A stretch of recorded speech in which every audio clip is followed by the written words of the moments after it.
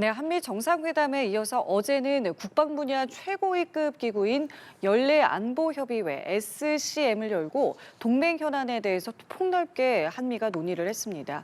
미국은 한국의 핵 추진 잠수함 도입 추진을 적극 지원하겠다고 밝혔는데요.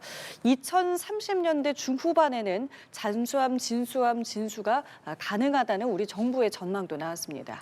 한편 국정원에 따르면 내년 3월 북미 회담 가능성이 크다고 하는데요. 관련 내용들 조한범 통일연구원 석자연구위원과 함께 이야기 나눠보겠습니다. 어서 오십시오. 네, 안녕하세요. 네, 안녕하십니까. 먼저 이 내용부터 좀 여쭤보겠습니다. 한미 정상회담 이제 이후에 팩트시트라고 하죠. 그 팩트시트가 이번 주 내에 발표될 예정인데 이 팩트시트라고 하는 게 뭐 공식 합의문이라던가 아니면 뭐 조약처럼 법적인 구속력이 있는 건 아닙니다만 어쨌든 그 내용들을 다 담고 있기 때문에 향후의 뭐 협상 과정 등에서 굉장히 또 중요한 역할을 하지 않겠습니까? 근데 여기에 담기는 내용이 뭐 미국과 약간은 엇갈릴 수도 있다라는 이야기들도 나오고 있고요. 어떤 부분을 좀 주의 깊게 봐야겠습니까? 왜냐하면 이제 완전히 합의가 안 됐고 오늘 대통령께서도 그 후속 조치 만전을 기하라 이런 지시를 내렸지 않습니까? 그러나 이제 큰 흐름은 잡힌 것 같고 예. 나머지 뭐 일부 뭐 말이 나오죠. 뭐 농산물 개방이라든지 반도체 관세라든지.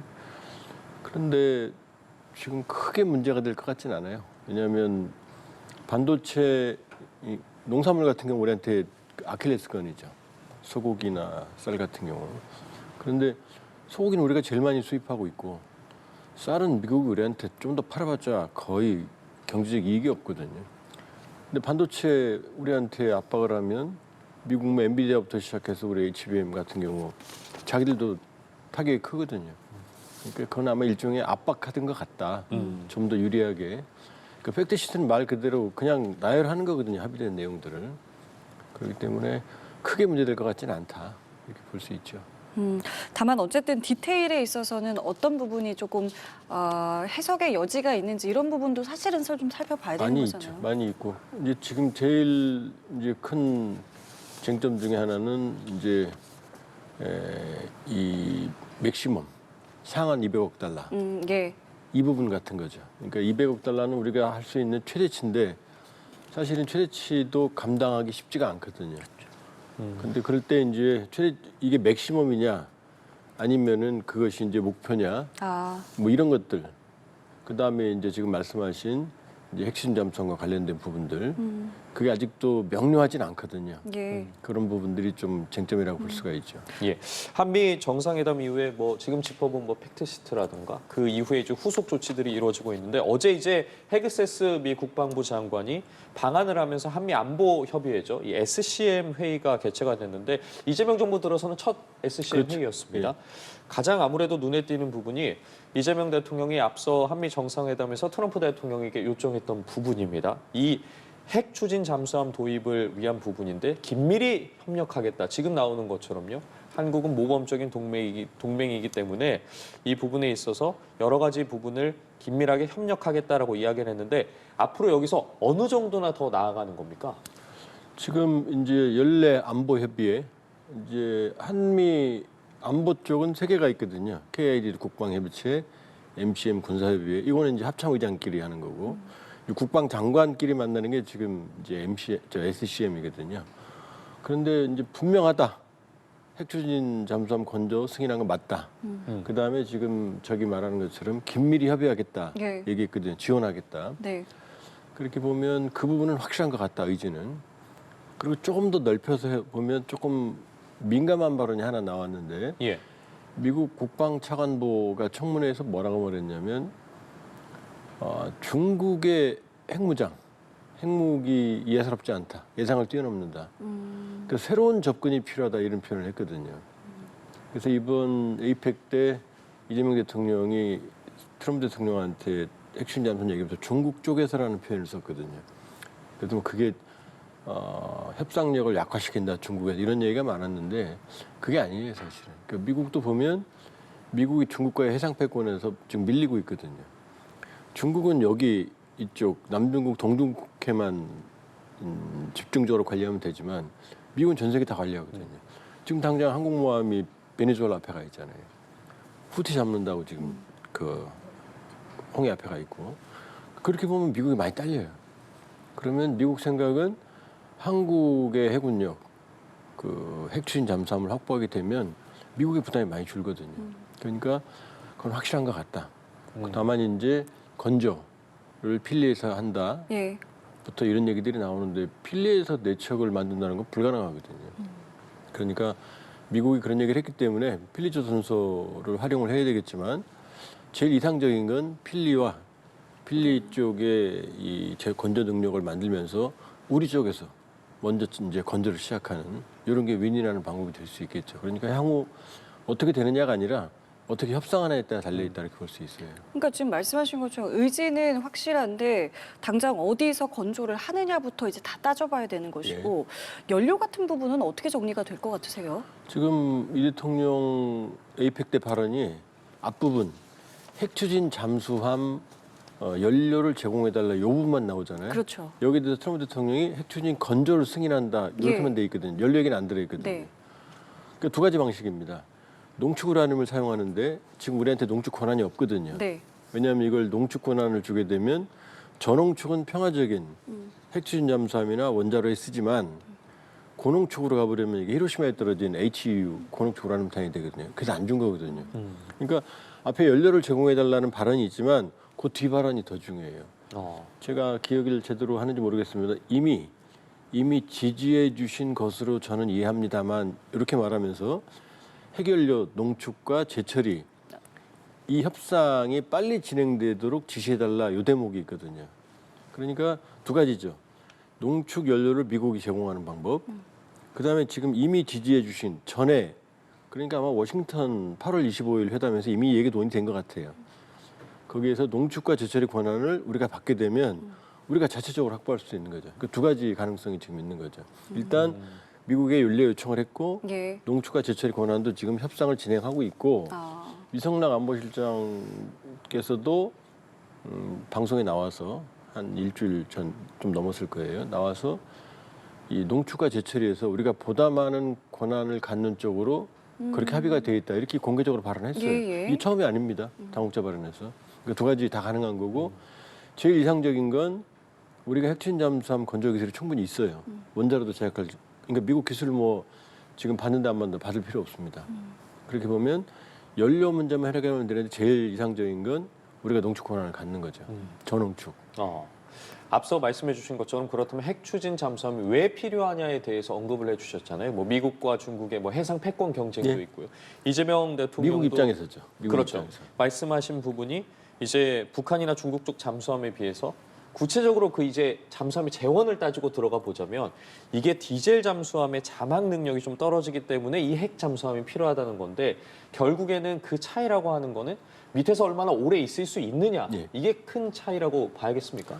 좀 떨어진다는 표현은 틀려요. 예. 어마어마하게 떨어져. 비교 불가입니다. 예를 들어서 잠수함의 디젤 그다음에 배터리, 디젤 일렉트릭 이런 표현을 쓰거든요. 왜냐하면 디젤을 돌려서 전기를 축전하는 거거든요. 왜냐하면 물속에 들어갈 때 디젤 엔진을 돌리면 공기를 잡아먹기 때문에 거기서 못 돌려요. 질식하니까. 나와서 축전을 해서 들어가야 되거든요.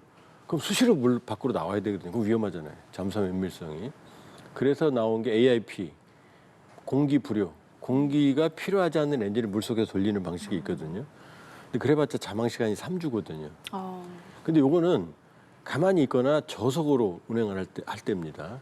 그럼 평상시 속도가 한 10km 정도밖에 안 돼요, 잠수함이. 그럼 한 3주 가요.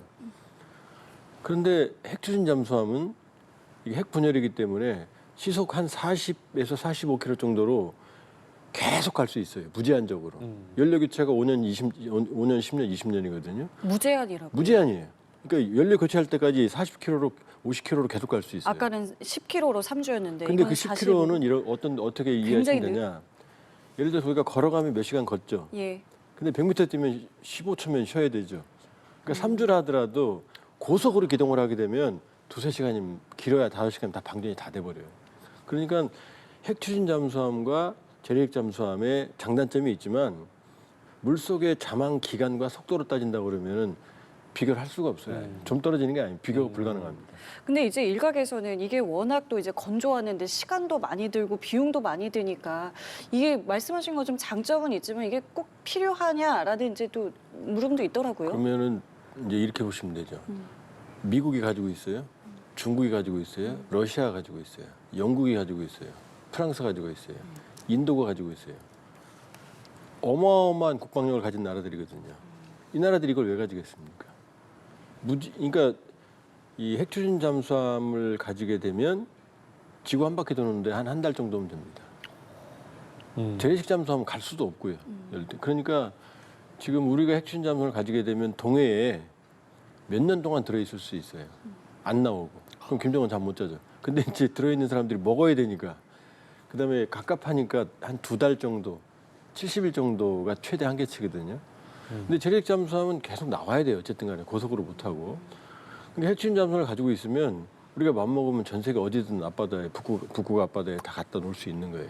거기에 탄도미사일이 지금 장영실함이 10발인데 지금 5,000톤급을 4척 가질 예정이라고 나왔어요. 두고 가야 되는데. 그러면 한 12발에서 14발을 싣거든요. 그럼 어마어마한 전략적 사용. 그러니까 전 세계 어느 곳이든 다 사역할 수 있는 거예요. 갈 수 있으니까. 이번에 국방장관 회의에서 말씀해주신 뭐 핵잠수함뿐만 아니라 전작권에 대한 부분도 논의가 예. 있었습니다. 전시작전 통제권 관련해서 지금 이재명 대통령 같은 경우에도 임기 내라는 이야기를 하지 않았겠습니까? 이 부분과 관련해서 전작권은 지금 어느 정도나 진척이 있다고 봐야 되는? 어느 정도나 지금 저는 상황이 와 임기 있는 내가 겁니까? 아니라 당장 가져야 된다고 봅니다. 왜냐하면 전시 작전권, 평시 작전권이라는 개념 존재가 원래 없어요. 근데 미국이 주고 싶지 않으니까 굳이 쪼개서 평시는 니네가 써라, 전시는 우리가 한다. 그럼 전시 작전권이 핵심이지 평시가 무슨 의미가 있습니까? 그건 당장 가져야 되는 거고 세계 5위의 국방력을 가진 나라가 전시 작전권이 없다? 말이 안 되죠. 임기 끝나기 전이 아니라 훨씬 당겨야 된다. 근데 지금 어느 부분에서 지금 여기가 막히고 한미가 있는 그러니까 겁니까? 조건에 기초한 전시 작전권이거든요. 네. 니네들 조건이 되냐? 뭐냐? 북핵 억제. 그다음에 니네 작전 기획 능력이 있냐? 그다음에 국제 정세가 맞냐? 미국 마음이죠. 국제 정세가 아니다 그러면 못 줄 수 있는 거잖아요. 그래서 지금은 조건을 3가지로 나누는데 IOC, FOC, FMC. 그러니까 IOC는 초기, 기본, 작전 운영 능력. 이건 끝났어요. 두 번째 단계가 FOC. 완전 작전 운영 능력. 요걸 검증하고 있어요. 마지막이 이제 FMC 미션. 완전 임무 수행 능력. 요것만 되면 주거든요. 이 두 번째 FOC를 하고 있는데 요게 잘 됐다는 얘기예요. 예. 근데 요게 끝나도 FMC가 남아 있죠. 그러니까 FOC를 빨리 끝내고 FMC를 조기에 마련하면 마무리하면 이제 받아올 수 있는 거죠. 알겠습니다. 자, 이 부분도 계속 저희가 좀 지켜보겠고요. 자, 어제 국정원이 발표한 내용도 좀 여쭤볼게요. 사실은 이제 지난주에 트럼프 대통령이 우리나라를 왔을 때 김정은 위원장을 만날까 이 부분 많은 관심이 있었는데 결국은 불발이 됐는데 국정원에서 지금 말하는 게 뭐냐면 물밑에서 좀 회동을 좀 대비한 동향이 파악이 됐다라고 확인이 됐습니다. 근데 이 말을 그러면은 어느 정도 만남까지는 추진을 했지만 추진이 불발됐다 이렇게까지도 해석을 할 수 있는 겁니까? 그렇게는 안 보이고요. 이번에 물밑 접촉은 제가 보기에는 없었던 것 같고 다만 트럼프 대통령이 아시아 순방 에이펙 오기 전에 뉴욕 유엔 본부 채널을 통해서 거기 이제 북한 대사관이 있으니까 왔었죠. 만나고 싶다는 의사는 전달한 것 같아요. 제 개인적인 판단은. 그리고 국정원이 지금 저렇게 판단하는 건 뭐냐면 저도 뭐 이 자리에서 김정은 위원장이 만날 생각이 있다고 여러 번 말씀드렸고 언젠가 만날 걸 말씀드렸는데 지금 북한의 동향을 보면 이제 뉴욕 채널을 보면 알거든요. 거기서 하는 활동들이 아마 트럼프 행정부의 대북 라인들 이쪽에 대한 정보나 동향이나 이런 것들을 아마 탐문하는 그런 이제 동향들이 이제 체크가 된 모양이에요. 그러니까 지금 뭐 내년 3월 이제 한미연합훈련 하잖아요. 네. 그게 이제 결정적인 분수령이 될 것 같아요. 왜냐하면 북한이 요구하는 게 한미연합훈련 중단이거든요. 트럼프 때도 그렇게 했거든요. 네네. 그러니까 만일에 트럼프 대통령이 내년 3월 한미연합훈련을 축소하거나 중단한다 그러면 결정적인 계기가 될 수 있고 또 김정은 위원장도 만날 생각이 있다고 지금 평가를 하니까 한미연합훈련을 해도 그럼 이제 다음번 연합훈련은 8월이거든요. 네. 그 사이가 긴 시간이니까 그 시기로 지금 판단하고 있는 내년 거죠. 3월 시점으로. 전후. 예. 앞서 어쨌든 물밑에서 무언가를 준비는 하고 계속 어쨌든 가능성을 열어둔 거는 이제 확인이 됐는데 그 부분 중에 하나가 결국에 저희가 북한과 미국과 북한이 이제 만나냐 만나지 않느냐를 판단했던 것 중에 하나가 최선희 외무상이 이제 러시아로 예. 간 걸 가지고 아 가능성이 낮아졌구나 아니면 오히려 이걸 논의하러 갔구나 이 부분에 대한 이야기 굉장히 많지 않았겠습니까? 근데 이제 그 최선희가 없다고 예. 못 만나는 건 아니에요. 원래 최선희 위에 김성남 국제부장이 더 중요하거든요. 노동당. 그런데 굳이 최선희를 만난다고 그러면 보낼 이유가 없잖아요. 오래전에 이 준비된 일정이라 하더라도 트럼프 대통령을 만난다면 이 외무상 특히 김정은이 총애하는 최선희를 보낼 이유가 없잖아요.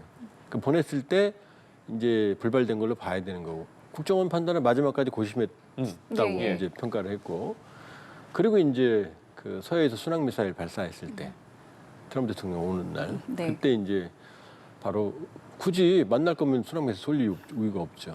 그 위반은 아닙니다. 전략 순항 미사일은 그렇게 볼 수 있죠.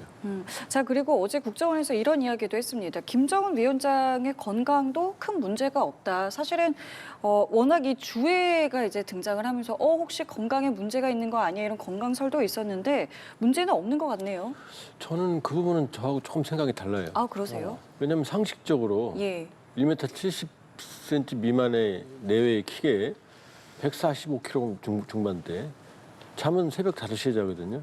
본인이 지 입으로 말했거든요. 5시 한다고. 그리고 쓸데없는 일 많이 하거든요. 만기칠람 모든 일에 관여하거든요. 거기다 흡연은 담배는 손에 들고 그럼 건강에 좋을 리가 없잖아요. 아무리 보약을 먹든다고. 그러니까 당장 어떤 이런 얘기인 것 같고 그러나 전 개인적으로는 또 제가 판단한 바도 있고 여러 가지 제가 가지고 있는 나름 자료로는 예. 김정은 위원장 건강은 항상 임계점이다. 전 그렇게 보고 있어요. 알겠습니다. 알겠습니다. 요즘 뭐 북한으로부터도 들려오는 소식들이 많은데 계속해서 좀 상황을 예의주시해야겠습니다. 지금까지 조한범 통일연구원 석자연구위원과 함께했습니다. 말씀 고맙습니다. 감사합니다.